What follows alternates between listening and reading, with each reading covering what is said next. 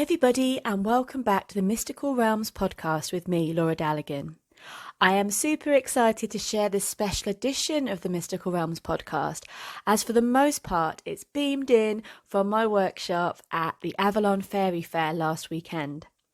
Now, the Avalon Faery Fayre was in its 10th year, so we had our 10th year anniversary celebrations this last weekend. And it's in Glastonbury, and it's held every October and March, organised by Karen Kay. And all weekend there's workshops, there's talks, and there are many, many stalls offering amazing and beautiful handcrafted goods, arts and wares.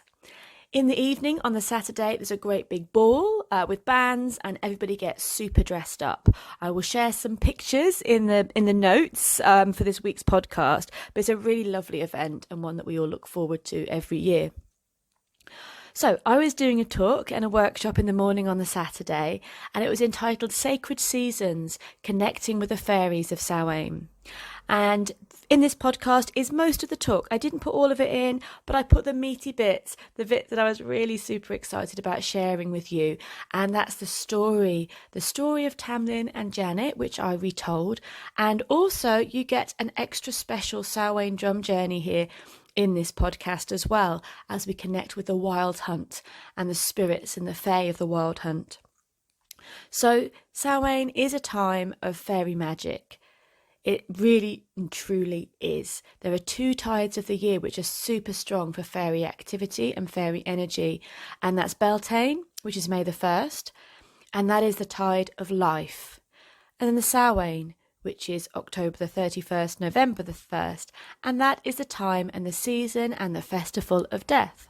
It's the end of the old farming year, and it would have been a time when the farmers took their cattle from their summer grazing deep into their winter homes. And also there would be cows that would be and livestock that would have been slaughtered for the winter months, as I mentioned in last week's podcast. So this is also a reason why it's a time of death. It's a time of endings. So as the people and the ancestors changed their energies as we went through to winter, so did the fairy, so did the spirits of the fae. And the trooping fairies went from their summer court and they trooped across the land to their winter court. This happened at Samhain. And also at Beltane, they returned from their winter court to their summer court. It would be a time of mist and magic, a time when the veil between the worlds was thinnest. And if you were lucky, or perhaps not so lucky, depending on the situation, you may meet a fairy at a crossroads, in the woodlands, or in the brink of day and night. So enjoy this workshop. It is a story of love and of fairy connection. And I hope you also enjoy the drum journey. And do let me know if you have any experiences that you would like to share. So without further ado, let me take you over to Avalon. Let me take you to the Fairy Fayre and to my workshop, Connecting with the Fairies at Samhain, Sacred Seasons. So I'm going to tell a tale to get us in the mood for Samhain. And if you want to, because it is going to be a story about Samhain, and it's starring our Janet here as well. So, you want to, I would tell you a story, and if you want to, sometimes close your eyes. If you want to just relax into envisioning things, depends how you go. But don't fall asleep, because you'll be recorded on my podcast falling asleep, and I'll know you've done it. So, this is a tale of Tam Lin and Janet, and it's sort of a Laura retelling of the tale of Tam Lin and Janet. So, once upon a time, in a place far, far away, which at the same time is right here and only yesterday, there was a woman named Janet, and she lived in a village beside an ancient woodlands.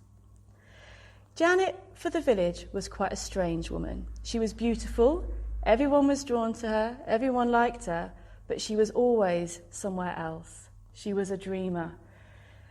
Many men came to see her and her father and her mother and asked for a hand in marriage, and she just rolled her eyes and looked out longingly to the woodlands.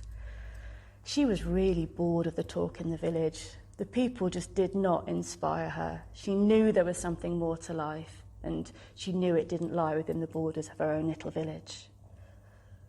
The villagers put up with her because she was a healer. She had a knack of knowing which herbs to pick and knowing what to do with a broken heart and with a fever. But she got more and more fed up with village life. And one day, when the women were gossiping and she just wanted to roll her eyes and walk out, she went wandering into the woods. It was a late autumn day, and the leaves were falling from the trees. She was walking through the woods and speaking to the animals and speaking to the trees, as she always did. She knew each tree's name, each tree's medicine, and she knew the animals and how they could help.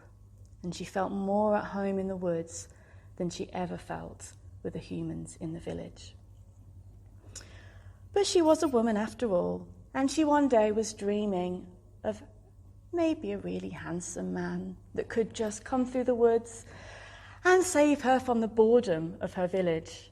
She was daydreaming of just someone who'd want to talk to her and get to know her rather than just ask her father for their hand in marriage.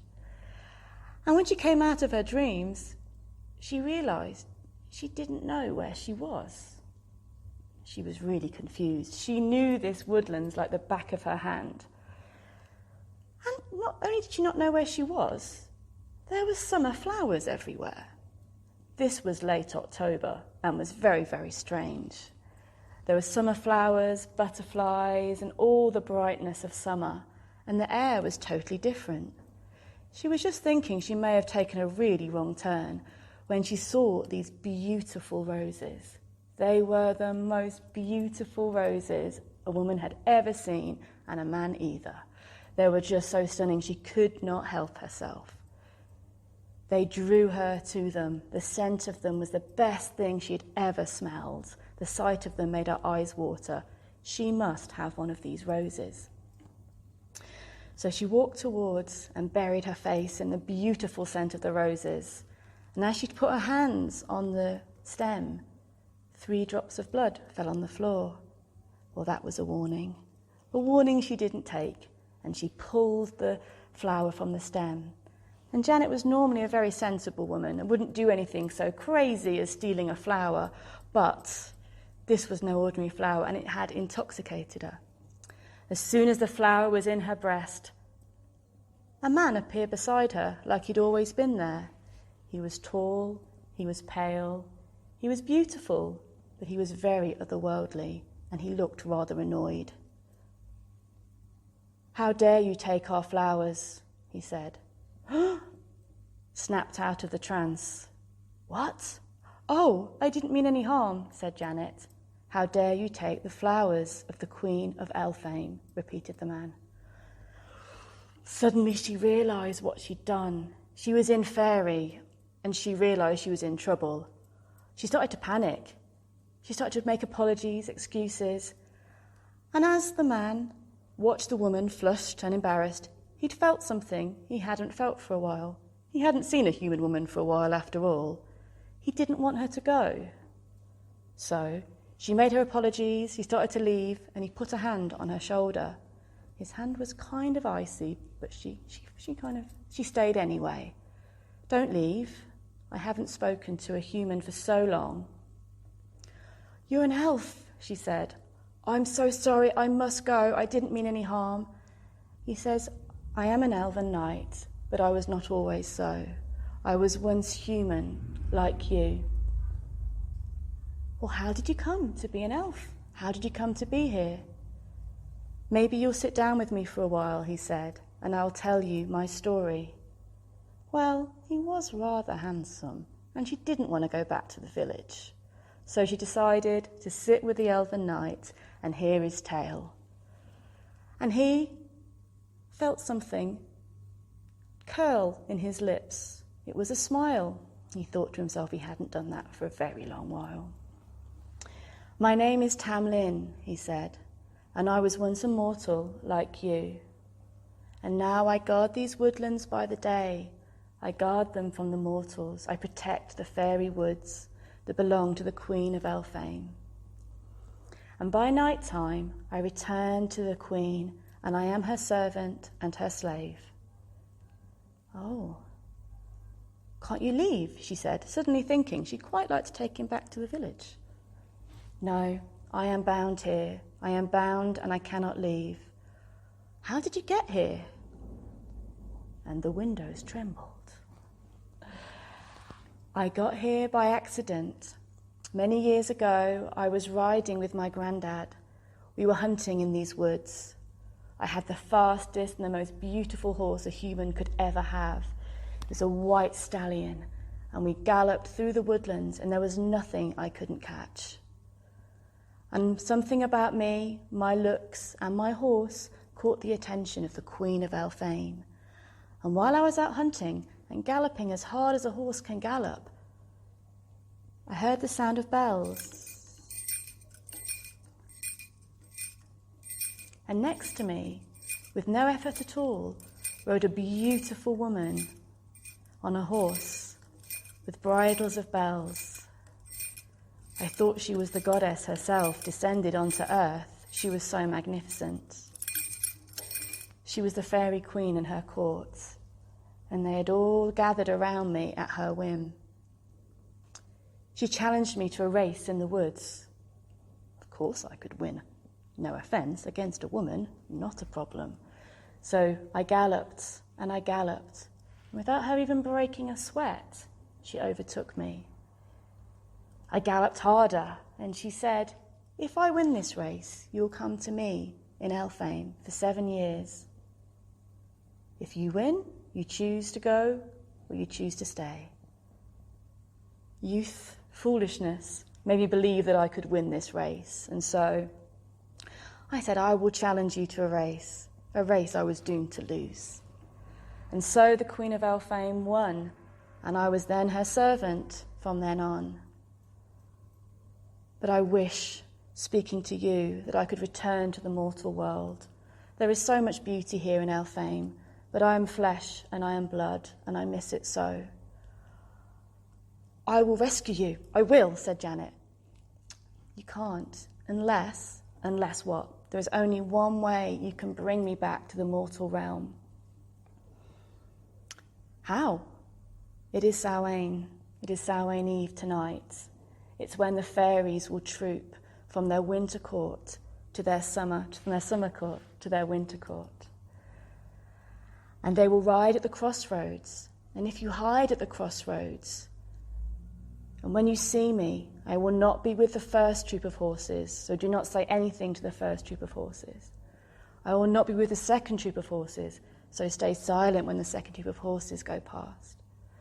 I'll be with the third troop of horses, and when I go past, you must leap up and grab me and take me down and hold me so tightly, no matter what happens.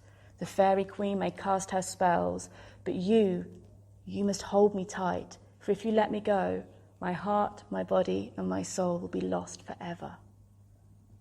"I can do that. Yeah, I can do that," said Janet. "I will do it. I promise you I won't let you go." Because she found herself quite intoxicated by this man. He was definitely more exotic than the men in the village. And he promised, "I promise you, Janet, I will never hurt you." And so they promised.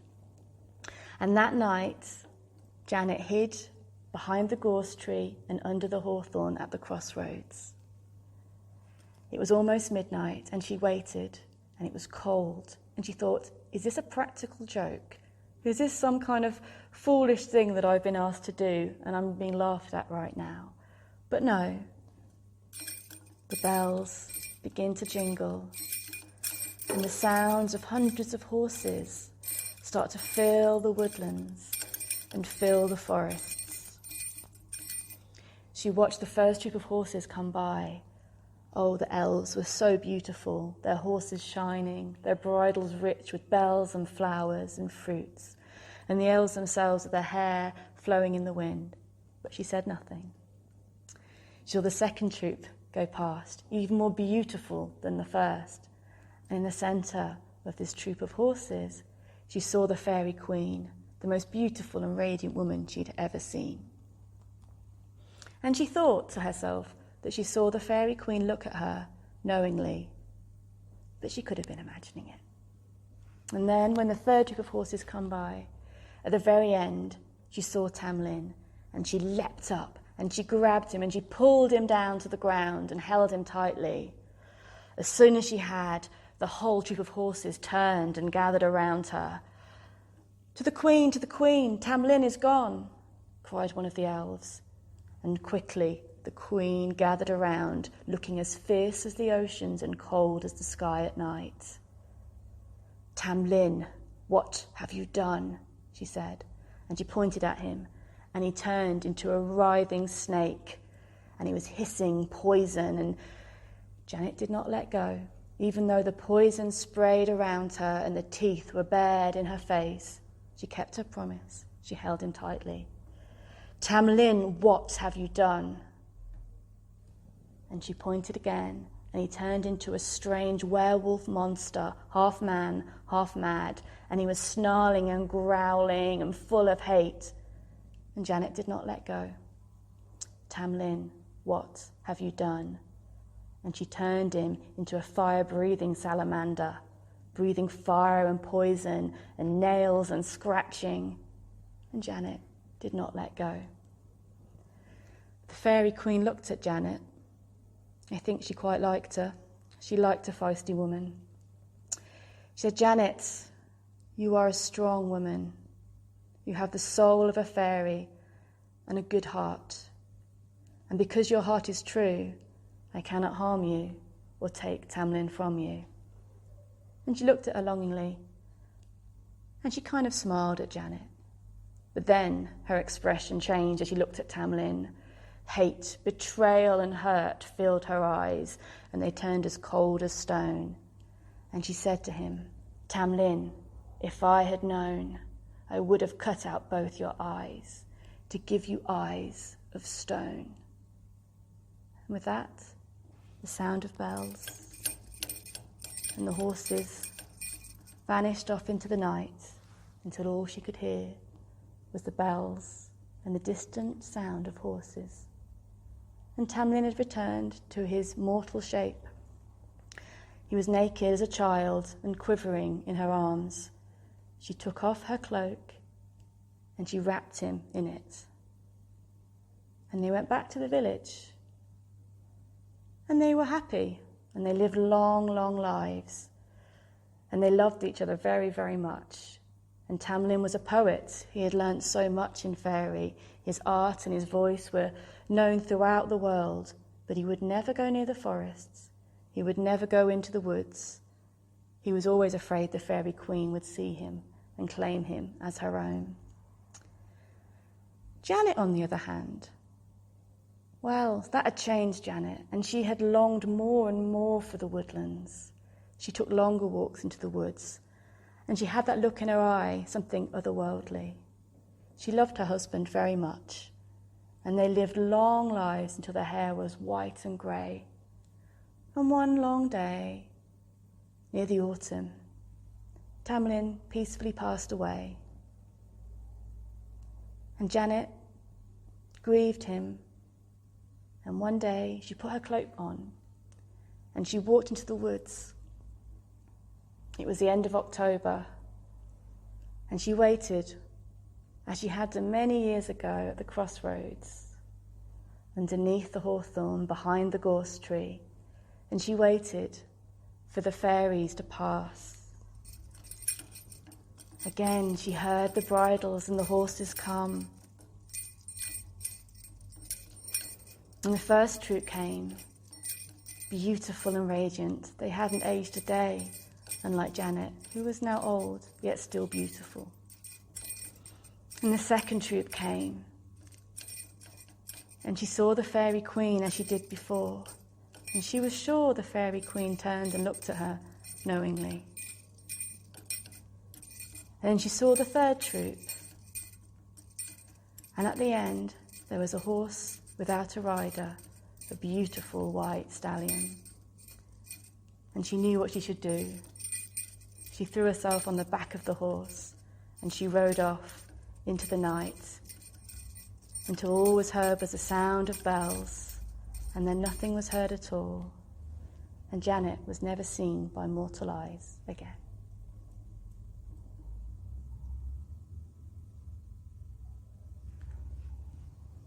When you're ready, come back. So, in the story of which I did change a bit, storyteller's rights and all, it shows what I want to say as well is the fairy queen has a different story to tell, one of betrayal, one of being dumped, but that's for another day. That's for another time. But I hope that shares something of the magic and the wonder of being touched by fairy, and how you have to be careful what you wish for, but also that you can know things that will change you forever by connecting with the fairy realm. So, to keep it in a magical context, I thought we'd do a journey of our own to connect with fairy and to connect and to feel the energy of Samhain and connect with the fairy queen. So I've got two choices, and I really don't mind. We've got a gentler one or a more wild one. So we can do a vote. Who wants to do the gentle journey, which both are equally as powerful, it just depends what mood we're in this morning. The gentle journey is the fairy queen and connecting with a fairy guide. The wilder one's joining the wild hunt. Who votes gentle journey?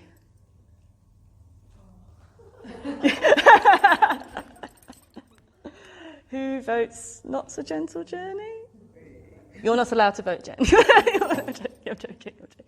Well, why don't we do a middle ground, not quite as crazy, so everyone's happy, but still connecting with the wild hunt. We don't have to join the wild hunt, but does everybody know what the wild hunt is? Okay, you said yes to this without knowing what you because James does know, he's wisely saying no.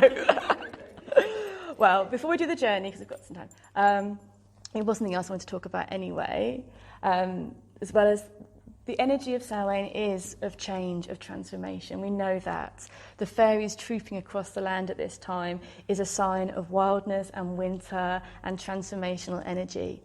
And when we see the fairies, all the tales say that the fairies, on Samhain, we don't just see the fairies, we see the spirits of the dead, we see our ancestors, we see...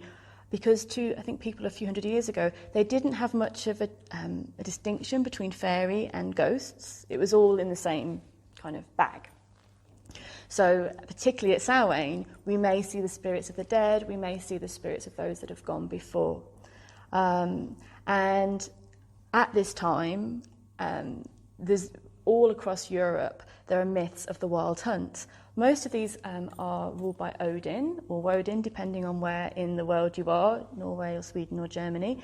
And Odin will ride across the night sky at Samhain Eve and over the winter period and create a storm, and his huntsmen will hunt. And they'll hunt for glory, and they'll hunt for the spirits of the dead. And there is a theme that if you do see the Wild Hunt, it's, means tragedy will befall. But at the same time, that's a Christianized opinion, though it's always good to be cautious. At the end of the day, these are the spirits hunting the dead. And in this part of the world, in Glastonbury, we have the Tor, and we have Gwyn ap Nudd, who is the fairy king and the old Welsh or Brythonic god of this part of the world, and he's the lord of the Wild Hunt here, and he rises from the Tor, from Anun, the underworld, and he hunts with his dogs and with his army of hosts, and he will hunt the night, and he will bring the spirits back to the Tor and take them with him. So I know a lady who lives at the base of the Tor, and she won't leave the house on Samhain Eve because she knows that Gwyn ap Nudd is coming out and she doesn't want to get in his way. But we can do this so that we can see the Wild Hunt, and if we want to engage in it, we can, and if we don't have to. Is that okay with everybody? We sure? Have you had enough Weetabix this morning? I have done this plenty of times, and it's nice. Well, it's nice. It's a good meditation. But what I'll do at first is I'm going to the beginning, so I think we should all have this, is take us on a journey to connect with a fairy spirit that's going to protect us and guide us on this journey. That would be the best thing. But first I need some water. So yeah, we'll go on the journey. Has anyone not done a drum journey before? I haven't. Oh, cool, fabulous. Brilliant. Oh, this makes me happy. So this is going to be a drum journey that is guided as well.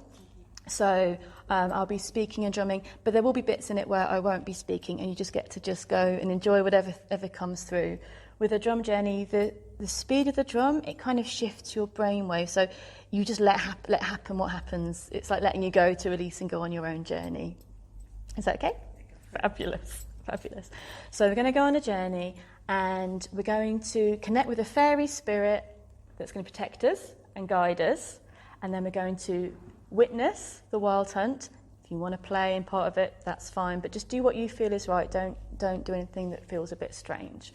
Yeah, cool. Okay, so I'm going to stand up because I don't like sitting down and drumming. Everyone, close your eyes. Get nice and relaxed and nice and grounded, and feel your feet on the earth, and feel your feet having those roots that are going to connect you deep, deep, deep into the earth. So you feel that your feet are growing these powerful roots, going down through the levels of this building, going down, down, down into the earth, and down into the core of the earth, keeping you grounded, connected, and strong. And you feel from the top of your head, there is a beautiful light, like a string, that's illuminated. And it's coming up from the top of your head. And it's guiding right up to the stars in the sky.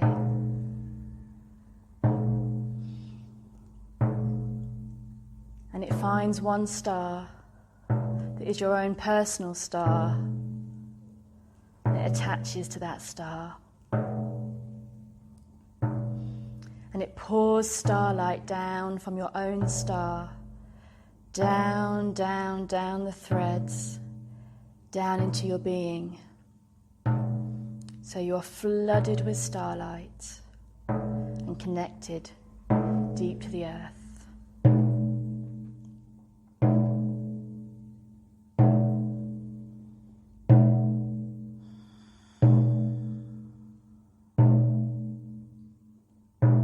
It is a dark October night. Is full of mist, and you are walking by Glastonbury Tor as the stars shine in the sky and the moon is leading you on the path up to the Tor.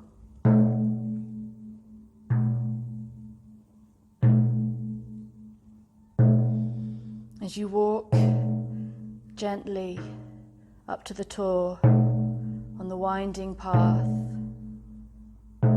you feel the stones beneath your feet crunching.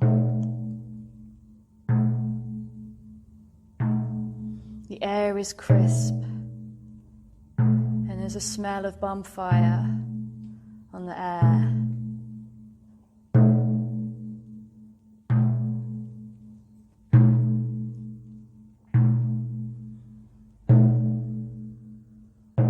As you walk further and further, you realise there is a revelry, there is a party going on at the top of the Tor.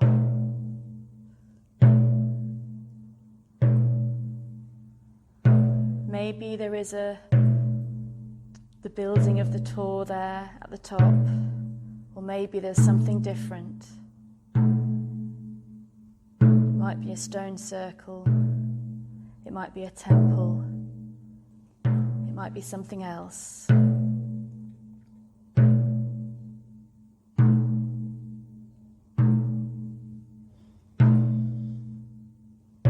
But as you reach the top, you see a blazing fire and many fairy creatures dancing around the fire.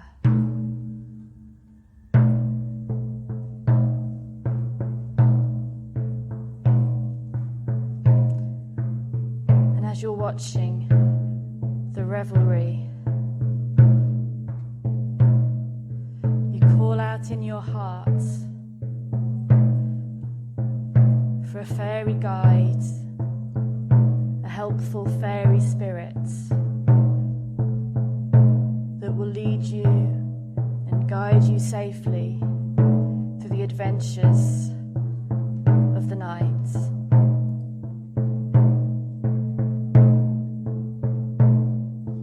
One of the fairies, any shape or any size,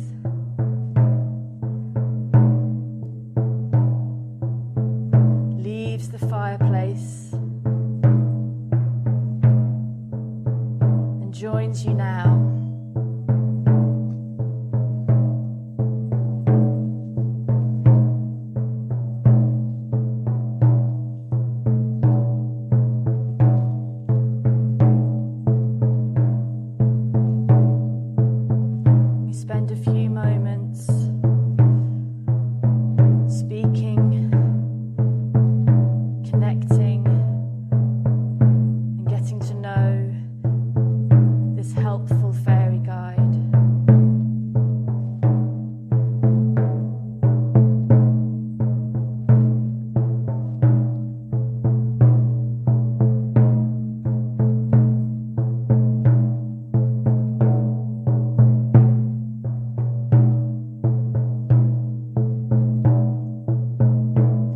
Explains to you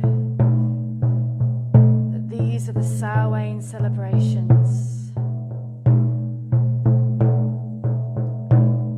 and that you are an honoured guest at this place.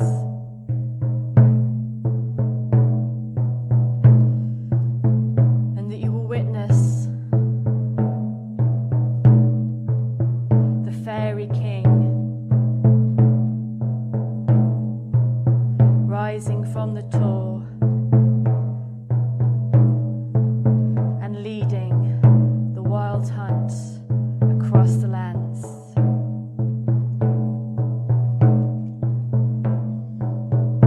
And after they've spoken, the land begins to shake beneath you.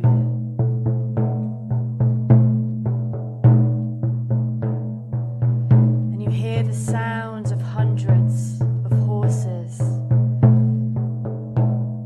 galloping.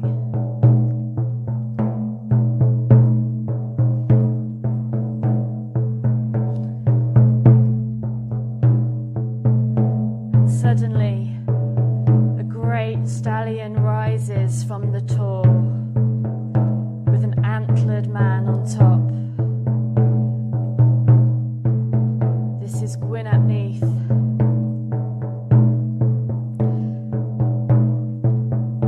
Gallops from where he is into the sky, followed by hundreds of horses, hundreds of huntsmen and huntswomen, by fairies and animals.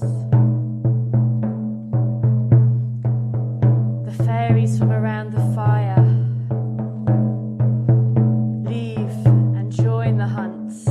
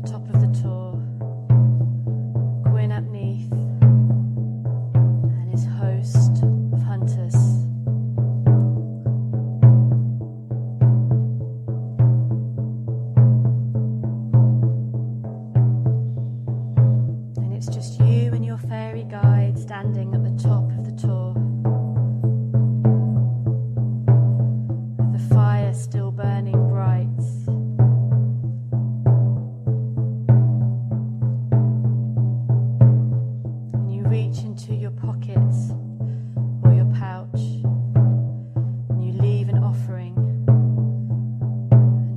of thanks to the spirits of the Tor, to the fairies that have guided you safely across the stormy skies.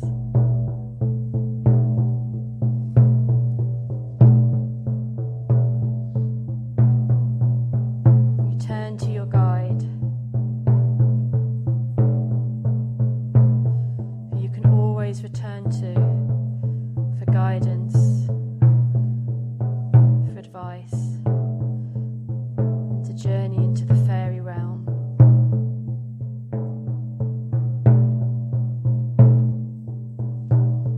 And you say farewell for now, as you start to descend the Tor, with the moonlight guiding your way, and the stones crunching beneath your feet.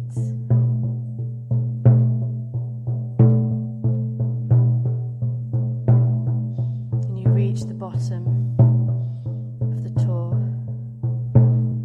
and the mists surround you until all you see is the mists, and the Tor is gone. And when the mists begin to clear, you find yourself back here, back in this space, grounded and safe.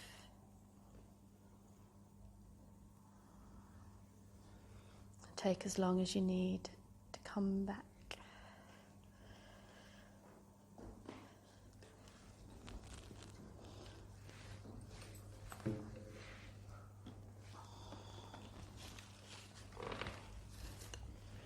Oh, you're back okay. No one's been abducted. That would be a bad way to start the day. Right, thank you guys. Did everyone have an I don't know, obviously you'd have to share with me. I've only got, but if you want to share, obviously welcome. I'm always nosy. But did everyone have an experience or see something or sense something? Or maybe did anyone not? Maybe that's probably the best way to sort of go with it. I was more sort of at the base of the Tor than on top of it. I felt like maybe I was maybe witnessing what was going on. Yeah, yeah. And the fairy that came to me was not like what I expected at all. Mm-hmm. It was like a little frog that crawled out of the fire that had a long nose. Oh. Like one, like a sort of orangey red with white flecks. Wow. And it was sitting like here. Amazing. I think you have to draw that one. Yeah, I think it's that time of wildness and not expecting to see things. And I think they try to throw you by shape-shifting into these forms. But was it okay? Was it felt okay? Yeah. Okay, thank you. Anybody else? Not I'm looking at you, but I'm sorry. Anybody else? Well, I visualised that I was actually stepping through the air with all this storm crashing around me. Fabulous. I know it's quite dramatic. Good. I'm sorry. I mean, good. And I did, because my dad's died, and I thought, well, I see my dad, but he was quite a heavy smoker, and there was this sort of cigarette smoke. I know it was sort of, I was sort of thinking, God, he's still smoking. Brilliant. Yeah, so I thought, I wonder if I see him, but just a hint of it. just smoke. That's nice. Not nice, but Yes. good. Reassuring, maybe. Yeah.